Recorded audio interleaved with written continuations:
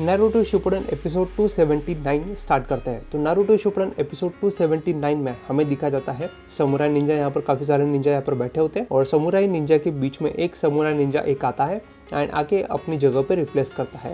And replace करने के बाद में वहाँ पर उस पपेट के अंदर में जो दादारा होता है, देदारा के पास में जाके बोलता है, it's me, I am white Zetsu, तो मैं तुम्हें आज़ाद करने के लिए आया हूँ, मैं तुम्हें यहाँ पर रस्सी खोल के आज़ाद कर दूंगा, तो तुम मुझे बताओ कि तुम्हें आज़ाद कैसे करूँ। तो वो यहाँ पर तलवार डालने को बोल देता है, तो वो तलवार डाल देता है उस पपेट का एक ये होता है पिंजरा टाइप, उस पपेट के अंदर डाल देता है। डालने के बाद में यहाँ पर बाकी दूसरे निंजा यहाँ पर आ जाते हैं और तुम यहाँ पर मैं क्या कर रहे हो और ये सब वो बातें बोल रहा होता है। तो इनको थोड़ा डाउट होता है इस निंजा पे कि ये कुछ तो गड़बड़ कर रहा है और इसने उसके अंदर तलवार डाल रखी है वगैरह वगैरह। ये समझ जाते हैं। तो समझ जाने के बाद में इनको शक होता है, तो ये शक के मुताबिक उसके ऊपर में निंजा को काट डालते हैं तलवार से।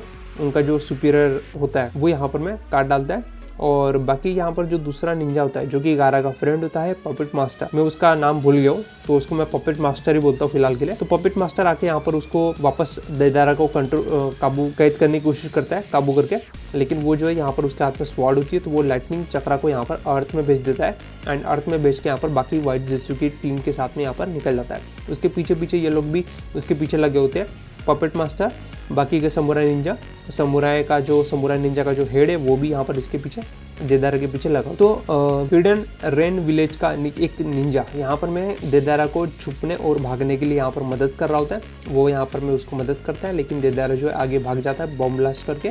तो वो है यहाँ पर मैं वापस रिएनिमेशन जुत्सु की मदद से जिंदा हो जाता है।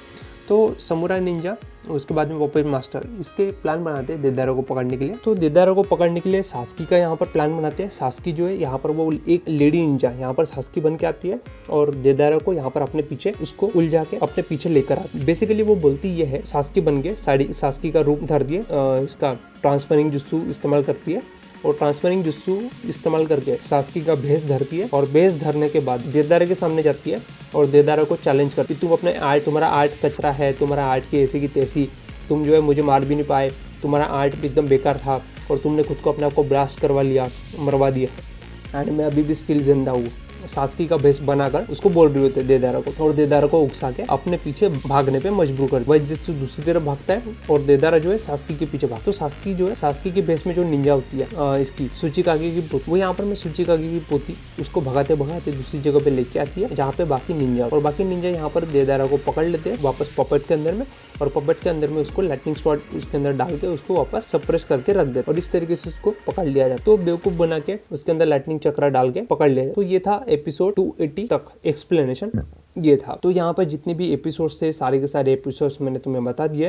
तो जितने भी एपिसोड्स थे इसके अंदर में, जितने भी मेन पार्ट थे सारे के सारे मैंने मेन पार्ट तुम्हें बता दिया। बाकी के इसके अंदर में कुछ ज़्यादा डिटेल था नहीं इसके अंदर में। एपिसोड 278 भी ऐसा ही था, 279 ये भी कुछ ऐसा ही है। तो इतना ही एपिसोड में एक्सप्लेन कर सकता हूँ। इसके आगे की स्टोरी में बाद में एक्सप्लेन करूंगा अगले आने वाले कुछ दिनों। तो तब तक के लिए चैनल पर नए हो तो सब्सक्राइब कर देना। मैं मिलता हूँ अगले वीडियो में, तब तक के लिए धन्यवाद।